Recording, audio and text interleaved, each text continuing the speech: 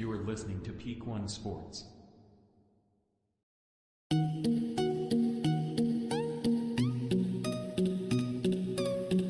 Thank you for tuning in to this episode of the Sports Page on the Peak One Sports Network. Hello, everyone. I'm Ashton and Chris. Joined with me, as always, Chris, Rob, and a special guest today from our Friday Night Football broadcast, now in the off-season, Dan Boyer. What's going on, Dan?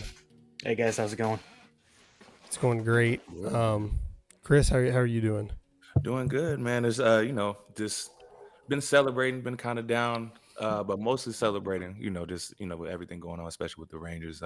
Cowboys, it's not really gonna dim the 53 years or 60 years of waiting and just really pure joy. It was incredible to watch.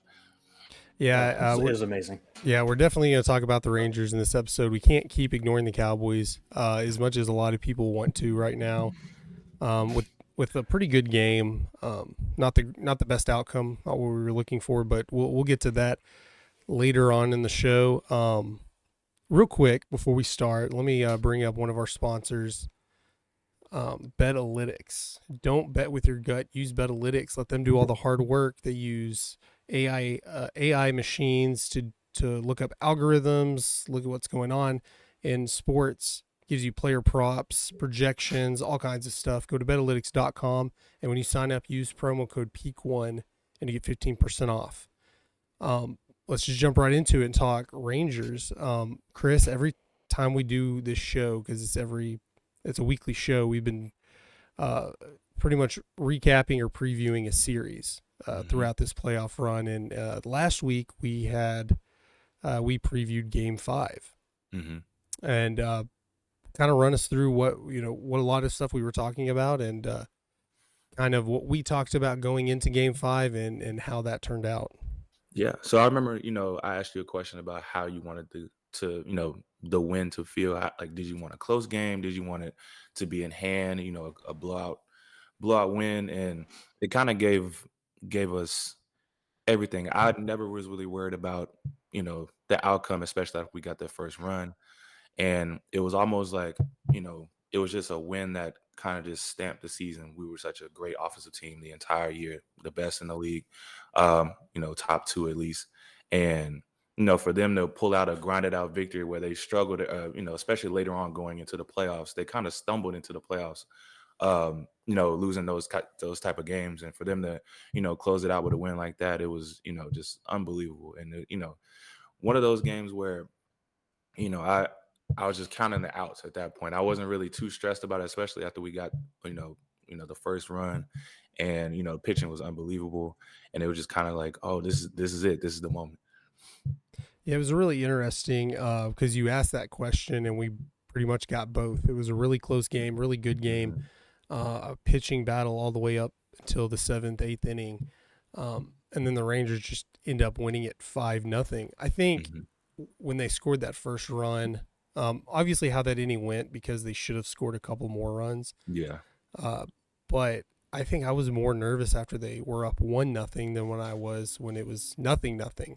Yeah. Right. Because then it got real. You're like, okay. Yeah. Flashback to 2011. You have the lead. You just have to close out the game. Now, 0-0. It's still a close game, but for lack of a better term, you're getting your asses kicked. Even though nobody had scored, because you were no hit till the 7th inning. Right. But they were getting all these opportunities, and I kept saying, I was texting Tony and other people and saying, I think the Diamondbacks are going to lose this game. They're just giving up too many opportunities. And then they get up 1-0. I'm like, I'm not going to be able to breathe these last two innings. And then luckily they get up 5-0, and then we're like, okay, we're going to head to the Academy, watch it on our phones, staying in line, get all the merch. Dan, what were your thoughts on Game 5?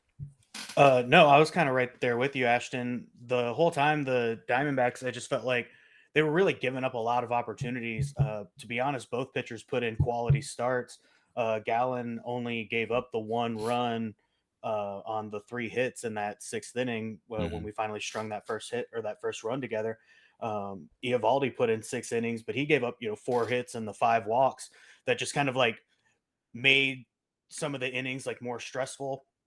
Then he manages to like go 1-2-3 in the final 6 that he pitched, and really got out of there. And then, to be honest, the part that really got me the most was I don't know if y'all caught this on the broadcast, but the minute that they mentioned Gallen had a no hitter going in the 6th inning, and Oh, he yeah, went to yeah. start that, Yeah. boom, 3 hits, thought Rangers that. How it on the usually board. goes. And I I was thought like, that they were that's why you going don't in. talk about it. Yeah. That's why you don't talk about it. Yeah. But yeah, I mean, considering like both pitchers put in such quality starts all the way through 6 innings and everything, Eovaldi definitely kind of had me stressing a little bit more with how many times, like, well, especially in the 5th when he managed to load the bases. But it was after that, I was like you said, Ashton, I was like, man, the Diamondbacks are going to lose this game because they just keep leaving so many guys on base. And then finally, the Rangers managed to string a few hits together and that no hitter.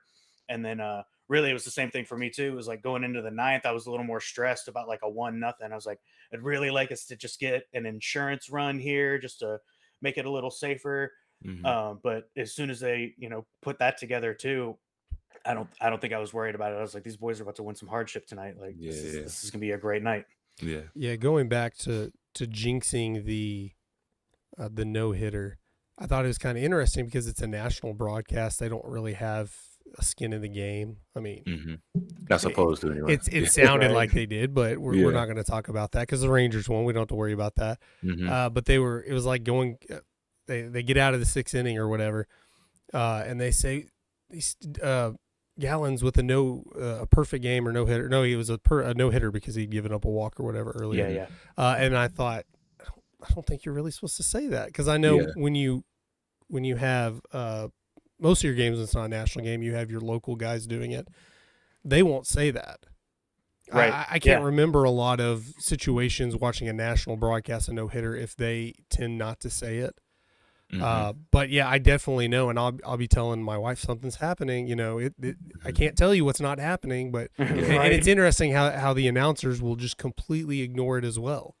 But yeah, going back to watching the game, it didn't seem like such a great game from Eovaldi, and then the same with Gallons when you have that bad inning, but you back up and you look at the box score, it looks like it was just a pitcher's battle, and I mean it was, but it just didn't feel that way. I guess as a Rangers fan, you're just like, yeah, that's great, you're getting out of these jams, but it was like again and again and again. Yeah, like, and it almost felt like they were bound to like pop one. They were bound to drive in two, and I was just like, oh, like I was just waiting for them to get out of the jam, and they to their credit they did, but being kind of a picky fan, you just don't want that. You kind of want to clean that stuff up, but at the end of the day, like that's just how the game was played. That's how both teams play. They get on base. That's what they're really known for. Yeah, I don't think I was more stressed than in that 5th inning when Eovaldi like walked those 2 hitters. Well, because he gave up the hit, and I think he walked a guy who stole second, and then he walked the next one, and bases loaded after that. And I mean, it's a 2-out situation with bases loaded, so it's not like as stressful as like a 1-out situation. You're probably going to give up a run here, but he worked out of it, and then. To be honest, I wasn't even sure he was going to come back to pitch that 6th inning, and he came back, and it was ground out and 2 more strikeouts, and right out of the 6th, and I was like, all right, well, boy wants to work, like, but I mean, and then plus you figure after that it was Chapman put in 2/3, and then who was it to close? Yeah, Suarez closed it out. Yeah, and credit to Bochy. I mean, in Bochy we trust. He's made a lot of decisions. I don't know, we call him questionable, but we'd be like, yeah, I'm kind of surprised that he did that. It's worked every time. Yeah. And I was sure Eovaldi was out sometime in that 5th inning. He let him finish the 5th inning. I'm like, okay, he's giving him the opportunity to get the decision, and then he comes back out in the 6th. I'm like, oh my, the ball's on this guy to send him back out, and then he walked those bases loaded, and I was like, and to leave Spores in too. I mean, Spores is a quality pitcher, and I guess you had Leclerc pitch the day before. Maybe you hold that. His thinking is we'll hold it out in case Spores gives up a couple of runs, then we'll bring Leclerc in. But man, that's his confidence. That shows confidence in him. Yeah, it worked out. For him to put him back in, that probably gave him the I can do this. I can get 3 more outs, and he went out there, ground out 2 strikeouts, and that's just a coach being a good coach and knowing his personnel. He, I mean, I don't think there's any doubt he wins Manager of the Year. Hmm. Bringing a team from 100 and something wins that were just 2 years ago Yeah, to his first year winning the World Series. But it was like this whole playoff series. I mean, credit to the Rangers. They have a great roster. You've seen them high of highs and low of lows this season. hmm, But it seemed like Bochy was just playing chess this entire time when we're thinking, why are you doing it this way? Why are you basically for 3 series using maybe 4 bullpen guys? I'd have to go back and rewatch and right. count, but Yeah, it seems like it's the same 4 guys in the the same bullpen for working with what he has. Just a testament to how great of a manager. And my personal opinion that you take any coach or manager of any sport, I think baseball is the most underrated, maybe not Yeah, underrated, but least overrated of coaches in any other sport. definitely. Yeah, I feel like a lot of people think that they're just kind of just there to just I'm not really Make sure, the but it takes a lineup. lot. Yeah, yeah, Yeah. just make a lineup, but it's a lot that goes into it. Arm management, bullpen, um, just having people in the right positions, batting order, um, just putting people in places where they can succeed. And he did the best job of that, pretty much in the entire league this year. Because in football, you're winning by 20 or losing by 20 or whatever. Coach is like, okay, we're just gonna, whatever, put in the backups or try to get momentum next game, whatever. Hmm. Baseball is completely different because you play every day. So you Yeah. can't just say, screw it, we're going to mail this one in. You have to figure out, okay, I have to decide, am I going to use our best bullpen guys because we're still in this game Hmm. and potentially screw up the next week because I Hmm. use these guys, or, you see them when they're down 10 runs, put in a position player sometimes, or you have those guys on your bullpen that they're just there to eat innings to Hmm. get you through the next game because you don't have a week to reset and figure it all out, especially in the playoffs when everything is so much more intense. Yeah, true. Yeah, no, and even on the other side of that ball, if we're talking about, trying to have some intervention on players who are gone a little cold behind the plate. I mean, you're only going to get 3, maybe 4 at bats a game. That's not a Yeah. whole lot of information for you to get from just one game. And even after like a week, you've only got 20 at bats. It's how much information are you really going to get from that to have like good intervention as far as like trying to help production behind the plate. But man, I really appreciate the way like Bochy just really stuck it out with the Rangers. He had faith the whole time, even when they went through those slumps behind the plate, just weren't getting the hits, the runs that we had started the first half of the season with. Like scoring 7 to 10 runs a game is Hmm. insane in baseball. And then it was just August and September we just really cooled off, but it just seemed like Bochy was just never like panicked about it. He was like, this team's something different. Like y'all just watch, Hmm. and they came through, man, and they came through in I think more than I would have anticipated, especially at the beginning of the season. Yeah, for sure. Um, we'll talk parade guys. Chris, I know you were talking in the last episode that you might come back down. I know you're Yeah, you're in Chicago. There might be a chance you yeah. come down. They had the parade like 2 days It was later. like, yeah, that's the only thing. So Like, it was really just like a day and a half later because yeah. after I they remember when win, it's The Mavs had theirs. I'm not sure if it was like a week after or like maybe Yeah. later that week. It was like 2 days, and I was like, I can't even make a plan to come because it was right then. And my little brother went, and he sent me videos and everything. He was actually he was like on the front rail. He got like Corey Seager, and they were whenever yeah. they were chanting MVP and everything. So Very it cool. was so cool. Like I watched all the videos. It was definitely something I wanted to be a part of. But did you guys go?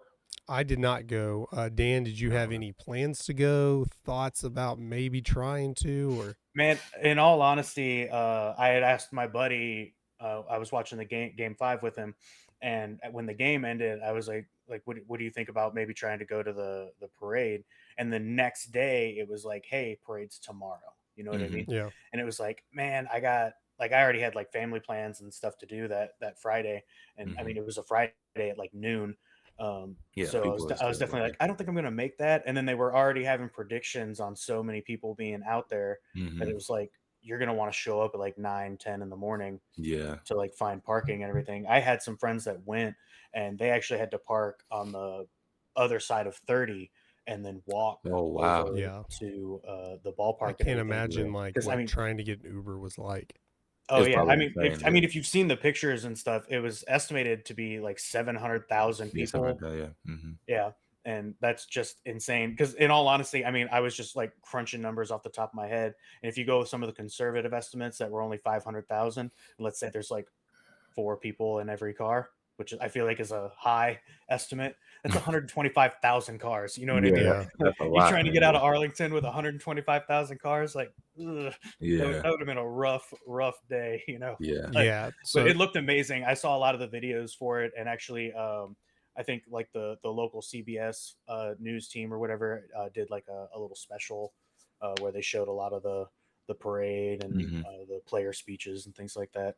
Yeah. It looked awesome. I'm not gonna lie, I'm glad I was not there though. I was kind of in the same boat where I was thinking like, why don't I just do it? Just do something crazy because I was going out of town the next day. So they win the championship. I say screw it, let's go to Academy. We're out. I get back. It's probably midnight. I'm not gonna go to bed anyways. It's just too much Mhm. adrenaline. I'm Right, watching yeah. post game and everything. Probably I know on Thursday I have to wake up at 3 to drive to Houston to get there a certain time or whatever.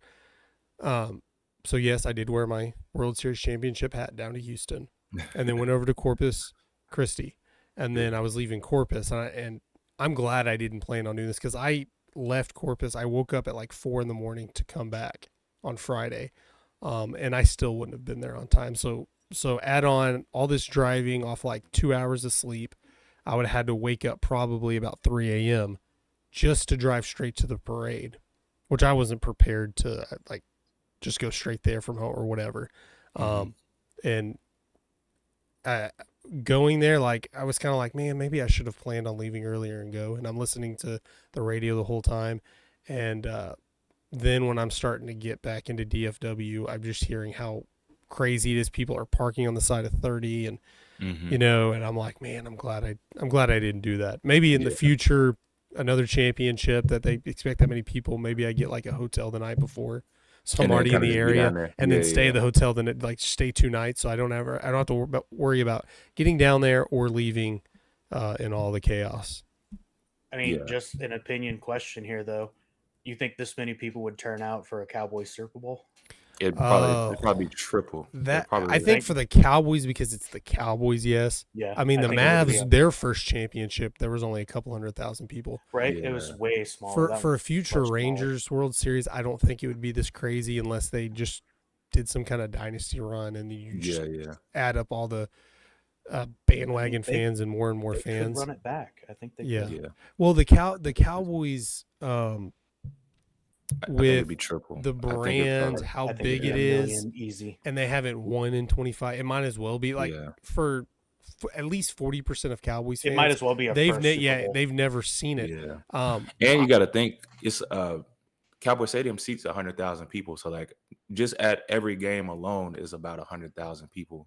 yeah, So not even bringing in, like the fans that travel and then the fans from all over because I'm in Chicago. There are a lot of Cowboys fans here. So mhm. and everywhere I go, Oh, I see everywhere. Cowboys jerseys. So and it's like, obviously, like you said, the brand is the most popular sports like franchise in the world. So I couldn't even imagine. They'd probably have to like really shut the city down. Like it would be crazy. Yeah, like the Cubs, for example, when they won the World Series, I think there was a couple of million people. They said were at Yeah. the parade, but that's just a completely like again, it might as well be like you're just looking at a stat sheet. They hadn't won a World Series since whenever. Yeah. They've really never won a World Series. I mean, Yeah, it's as about far as yeah, it's up there. anybody Yeah. who's alive, nobody's ever seen Still, them win a yeah. World Series outside of maybe like two people, and that's over 100. Mhm. But that's just a completely different brand. Like I was surprised that the Rangers got that much because I thought the Mavericks were a pretty big brand in the NBA for never Yeah. winning a championship. But yeah, the Rangers fans, oh man, they stood out. They balled out. They I did a know, great right? job. And they like to say we're not a baseball town. Yeah. Josh Hamilton is A not lot of correct on people, there. man. Yeah, that's. I mean, Arlington has about a population of 400,000 maybe. Yeah. And so you cram 700,000 people just down in their little downtown area. Mm-hmm. Man, we went to Six Flags a couple of months ago, and there was a Rangers game and a high school football game at the old stadium. At the old stadium, And that, to me, that was like hell trying to get out of there. It probably took 15 minutes, but it's like, y'all know, it's a mile off of 30. It's not Right, crazy, yeah. but 15 minutes was like, screw this. I eventually went south and just went down to 20. Dude, I could not even have imagined. It's like, yeah, just go park down to 20 and just hitchhike or something. That would be your best bet of trying to get out there. Any final thoughts? I know, I think next week maybe we'll try to talk a free agency, because this is going to be a fun offseason for the Rangers. You know, they're supposedly favorites to get Ohtani and a bunch of other things. Outside of that, let's close down the 2023 season. Any final thoughts? Chris, we'll start with you. Just anything that's on your mind about the Rangers. It was just so exciting. And I think there were so many people there because Dallas was just kind of starving for a championship. We talk about the Cowboys rings a lot. That that was in 90. What last one was 95 or 96, and the Mavs won in 2011. So it's been 12 years since we had a championship, and I think fans are just clamoring for for a parade, because I feel Dallas is the second, third biggest metroplex in the fourth behind Chicago, like New York, so, LA, Chicago, Dallas. Yeah. So like it was just one of those things where it was just people were just ready, and I was one of those fans as well. And for them to go on a run like that, it was it's such an incredible season, ups and downs, but they closed it out in in a big way, and I couldn't even put the words. I still really don't even believe it, truthfully. But I try to look up highlights every single day just to make sure everything was straight. So yeah, the amount of times I've watched the bottom of the ninth inning. Yeah, the last three.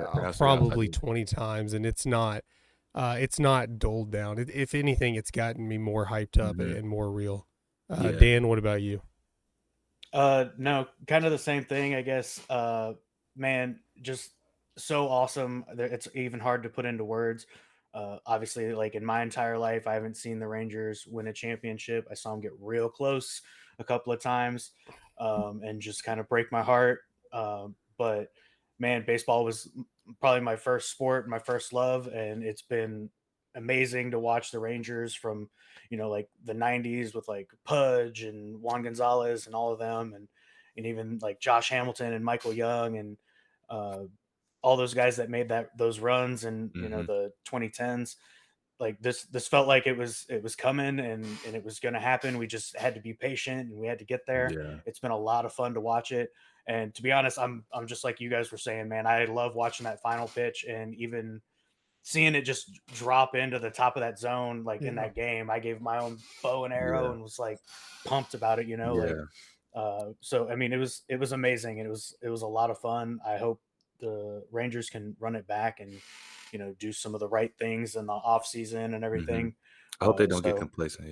But I mean, and especially considering like how I felt about the Rangers at the season start in April, it was really kind of a like, all right, well, here we go, And then by the time August and September came, you were feeling a little more dire, but it was like, all right, like, come on, here we go. Like, let's do this, and then it's playoff time. And it was like, here we go. Like, and it was an amazing ride. What a great 2023. I'm so pumped the Rangers won this one. Yep. It's awesome. Yeah. As, improbable of a run it wasn't improbable because of their talent, because they've been one of the better teams in baseball all season. It's just improbable how it went down, the devastation of losing the division in the last game and winning 11 straight road games, and just how all that went down was improbable. But they have a really talented team. They supposedly made back a ton of the money they've already spent. Again, I hope Chris said, I hope they're not going to get complacent. It didn't sound like they are. Now that they've earned a lot of money back, they can go out and spend more money. And I heard a rumor that they were, or not a rumor, I heard that Chris Young they were prepared to outbid anybody to trade for Shohei Ohtani. Like they were going to give whatever it took. That would be amazing. That's what, but of course Shohei Ohtani wasn't put on the market, so you never got to see that. So with that being I mean, said, with that knowledge, you would think they're willing to, because they're not going to trade everything to get him and then not try to re-sign him. Right. So it's good to know that that the Rangers are on Ohtani's list. So the Rangers just have to be one of those top teams. But yeah, we'll break that down more in a future episode. Before we run out of time, let's talk Cowboys.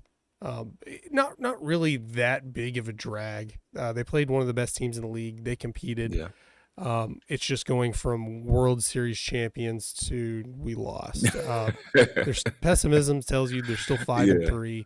Right. Very easy schedule. While the Eagles have a very hard schedule, it's not far-fetched to say when the Eagles come to AT&T Stadium in a few weeks, whatever week that is, that the Cowboys could just be a game back, because it would be very, very disappointing if they don't go 3-0 the next few weeks. But you never know. That's what we always say. That's what me and Chris, we said that about the Cardinals. Are like, do we have to worry about the Cardinals? Are we worrying about? And then they went out and put they went that. low, Yeah. We talked about they should compete against the 49ers. They get their butts kicked. So Dan, we'll start with you. What are your overall thoughts on the Cowboys game and where they need to be looking forward?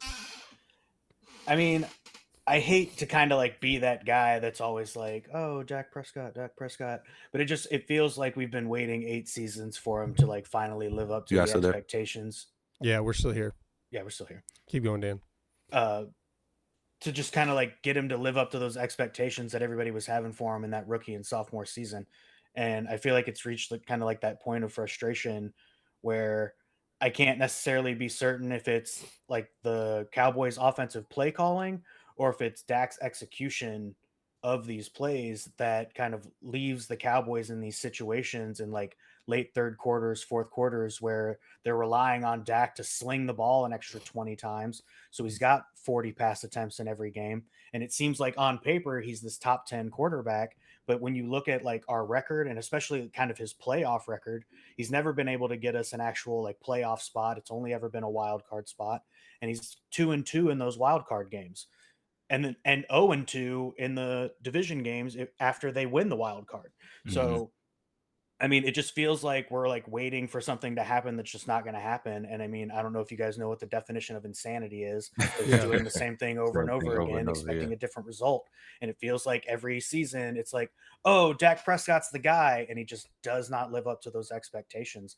And I feel like I'm just reaching that point where it's like, we need that guy, but I was kind of telling Ashton, I don't expect the Cowboys to ever trade Dak though, because on paper he looks so good that he wouldn't be a free agent for more than a week before somebody else picked him up. Because there are teams in the league that would snatch him up in a hurry, like the Raiders off the top of my head, or honestly, even the Giants or the Washington football team, like even in our division, like there are teams in the league that would snatch him up in a hurry. So as much as I want to hate him, like, I mean, what's the alternative? It's kind of the evil versus the evil you don't. Yeah. The definition of insanity, you might need to go let Jerry Jones know what that is, because he's 25 years. Yeah, they're never going to get rid of Dak unless he gets hurt. They draft another quarterback, and he basically does what he did to Romo. It doesn't make sense financially to try to trade Dak or get rid of Dak. Sure. You say they're only this far away from the end of his contract, but they're going to keep, as long as they're competing or contending, which arguably they've contended just about every single year, at least going into the season, since like 2006. There were years that Romo gets hurt or Dak gets hurt, and then they have a losing season. But going into it, you're thinking, okay, they're contending for a playoff spot. So until at that point, they're just going to keep restructuring and pushing it out, where it would just be devastating to their cap space to try to trade him away. They just have too much dead cap. And I think Jerry Jones is terrified of the period that they dealt with between Troy Aikman and Tony Romo, of just Quincy Carter, Drew Henson, Testaverde, Brad Johnson, where you were just bringing in all these new quarterbacks, these drafting free agents, whatever. And the young quarterbacks weren't working out. The retreaded quarterbacks weren't working out. And then all of a sudden, I mean, you go get Drew Bledsoe, who's seemingly still in his prime, maybe towards the end of his prime. Coming off his prime, you're like, hey, we're going to go get Drew Bledsoe. And then him getting hurt, or was it even him getting hurt? It might have just been him playing terrible. Yeah. That's when I think he Romo got comes. injured, and then Yeah, he Romo got came in. injured, and he got injured. And then But Romo comes up, and then all of a sudden, and Romo and Dak are two different quarterbacks, two different yeah, styles of I play. love Romo. But my thinking is Same. is the same. Is they put up the stats, they get you to the playoffs reasonable amount of time. Now, is as high as your standards for the Cowboys should be, it's not enough, but above average amount of times they'll get you to the playoffs, and then there's this whatever happens in the playoffs, they don't perform. They perform enough to lose by 3 and make you think, hey, they were so close to winning. Because really, can you think about it? When's the last time they got blown out in the playoffs? It's not. It's these devastating Probably losses. the last one was when Romo played the Vikings whenever they went up in the divisional round that one year. But Yeah, it's exactly. always close. It's always close. It's the in the Cowboys Derek Cook fashion. catch. Yeah, the fumble in Seattle. The last Like two to all the those games. 49ers were The crappy Packers, games. the Dez Carter game. Yeah. Like, it's they're always right there. It's like one possession games where it puts it in your mind, well, if one thing is different, if one thing changes, you win that game. And that's, and they went down 21-0 against the Packers that one year. But, yeah. it's I know this is it's kind of off topic, but I really think I blame Jerry Jones and I blame the coaching, but I don't think they put enough around Tony Romo. Or as far as like the line, they didn't put enough money into the line. Yeah, by the time they started doing that and they got the best line, he couldn't stay healthy, and that's like he was taking too many hits at that particular point, and then they put in Dak, and Dak is he's a good player, and you're not going to trade him because anybody that is above him is not going to get traded from their team. So, and you're not going to trade below. He's like a 7. If you trade him, they're not going to take on his contract. Exactly. Yeah. I mean, you think who would you trade him to? It would have to be a Super Bowl caliber team that doesn't already have, all this cap space taken up. No, honestly, one of the stats I was looking at that I think is absolutely insane. Dak Prescott's like one of the top 3 most accurate quarterbacks this season. And I think that's insane. Because it's like every time I'm watching him, I'm like, man, like he just misses his receivers by like. I think what I saw that he gets a lot of his great throws are like out of pocket whenever he's like scrambling. Those are some of his best throws. In the pocket, he struggles, and that's so weird because you're right. There was that one where he got out of the sack. And he ended up, and it was like it was third down. It was like a 15-yard gain to CeeDee Lamb right on the edge. I'm like, that was an amazing play. He'll go out just like Romo, come out and have these amazing plays, and then sometime, Romo will throw an interception. You're like, what was that? And then Dak will overthrow a receiver. You're like, he was wide open.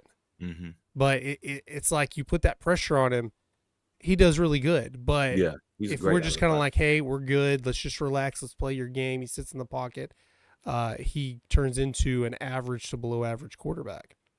I haven't really solved the formula. I don't know, like he's a good player. He has great games, like the game against Tampa Bay, he throwing all his touchdowns, he was pretty much perfect that game. And then, he'll have other games where, he'll throw 3 picks and or he'll throw 2 picks and miss 2 open touchdowns that could have been, so it's kind of just like he's kind of up and down. He's not obviously he's not the Pat Mahomes. He's not, Joe Burrow. He's a Pro Bowl level quarterback at best. And when you have the right team around him, it should matter. And I thought at the beginning of the year they had the right team. Yeah. They're obviously still contenders. They could go on a run. How many times do they it was a couple of years ago, we just thought Dak was this MVP caliber quarterback. He hurts his calf, and then all of a sudden he struggles. But to Dan's point, it's like, it's good to have this quarterback. Like, if you get rid of him, there's no guarantee you'll have anything close to him for a while, because there's at least 15 teams, if not more, that don't have a quarterback that good, because he's clearly above average. Yeah. But after 7, 8 seasons, it's like eventually, you you might want to try something different. Not that you get rid of Dak because he sucks and you're going to win the Super Bowl if you get rid of him, but it's like, well, how long are we going to wait? Because eventually we have to replace him. Are we going to wait till the Super Bowl window closes and, be mediocrity for 4 years rebuilding until we get a new one? I agree. And again, you're right, Chris. I don't have the formula either. I can just give you my opinions, whatever. I'm sure we're going to have 5 million comments and everybody who thinks they have the formula of Dak being one of the best quarterbacks to Dak being the worst quarterback they've ever seen in their lives. Yeah. But more towards the game, it was like the second quarter, the Cowboys were great. First and third, they were terrible. Most of the fourth, they were good. They came back. But, it's like they tried to give that game away at the end. The Eagles were definitely trying to give the game away. All of a sudden you go from Turpin just lets it bounce. They get the ball at the 15-yard line. Clock's ticking, less than a minute. Great play. I think that was Gallup. Gallup had a terrible game, but I think that was a great play, just getting the interference call.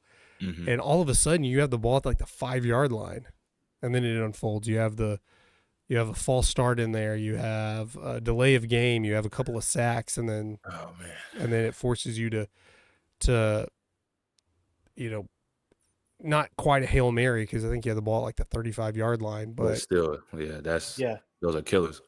Yeah, no, the end of that game literally felt like because you remember the Eagles got that punt and they put the Cowboys on like the 16 or something, like all the way back on the Cowboys 16. They got the whole field to travel. Then it's pass interference, roughing the passer, and the Eagles basically put the ball on the 11, and they were like, "You're not going to score. Like, we'll stop you." And they let the Cowboys beat themselves because, just like you were saying, it was a false start, and then they gave up the sack, and then Dak was so slow to get up after that sack. And to be honest, one of the things I thought we could talk about too was, do you throw the ball on that 2nd and 21 where they ran that play because the Eagles just kind of weren't getting back on defense, or do you spike the ball and try to keep a little more clock after he threw the ball? There's 5 seconds left, but I mean, he could have spiked that ball and probably left them 2 opportunities. I think Dak, with all his faults, I think Dak's great at recognizing situations and making pretty good decisions. And I saw it too because I was thinking, man, the Eagles are just great. Like I was thinking maybe they don't spike this. Well, I kept yelling spike, spike, spike, spike, and then the Eagles just looked discombobulated, and I thought, man, they might be able to get something on him, and that's what Dak saw. And it worked to an extent, but you just didn't have the time to correct. It's almost like, hey, too much is happening. We don't have a lot of time. Let's just spike it and regroup. They almost pulled it off, though. I mean, not that CD Lamb was really close to scoring. Like once he caught the ball, I saw there's no way he's making. It was only like 4 yards, 5 yards, but they just had that wall there. There was no way. But it, again, you go back to the 2-point conversion where he stepped out of bounds. I don't know. I thought Dak wasn't even going to make it into the end zone. It looked like he had a lot of room where he didn't have to reach out that far with his foot, but I've seen shots, which pictures are different than video. I've seen shots of where they were closing in a lot closer. So, but again, if he doesn't step out of bounds, it's a 3-point game, and then when you're down there, you're kicking a field goal and going to overtime at worst. Yeah. I mean, they also could have kicked that field goal on that 4th down. Yeah, that's true. And I mean, because they still had the 3 timeouts, and instead of going for it, they could have kicked that field goal. Would have been down by 2. And then that one that was called a touchdown, they called it back because it was right there on 4th down as well. A lot of things that could have gone bad. That's why I'm being very pessimistic about it. I'm like, you outplay the Eagles in that game. A lot of stuff went against you. A lot of stuff went against them.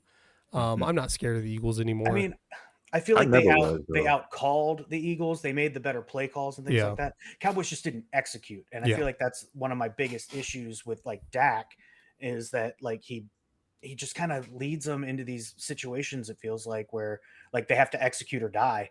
And, more times than not, it feels like we just die. Yeah. And they're like, red zone, we've been talking about this all year. Like them in the red zone is just they have to be the worst team in the league, or like one of them. I don't know bottom of the barrel, easy, but it's like like those 3 points as opposed to 7, and at the end of the game when you don't don't score at all, that matters, and those points will add up, especially against great teams. Like, I think, Philly is such a great team. Dallas matches up well with them, and they're a division rival. That's why there is never really a blowout, and that's why Dak's 8-4 now against the Eagles, and he's pretty much undefeated against the Giants and pretty much undefeated against the Commanders. It's a great matchup, and I just like, they're a great team though, and they're going to capitalize on those things. And for you to have 2 false starts or a holding penalty, and you get sacked and all those things in the red zone, that's just not going to cut it against a team that was just in the Super Bowl. Yeah, for sure. Guys, I want to thank y'all both for being on. I don't mean to cut us off, but we're running out of time. But Dan, thanks for being on. Maybe we'll just make you a normal Yeah, man. Thanks for having me. part of this show. I've never had to do it with 3 different people, do a show with 3 different people, 2 guests. So it's been a learning experience for me, but I think it's working well. Guys, thanks for tuning in to this episode of the Sports Page. You can catch us every week here on the Peak One Sports Network, along with our other shows. But until next time, I'm Ashton. That's Chris. All right, I'm Chris. Yep. That's Dan. See you guys later. I'm Dan. See ya.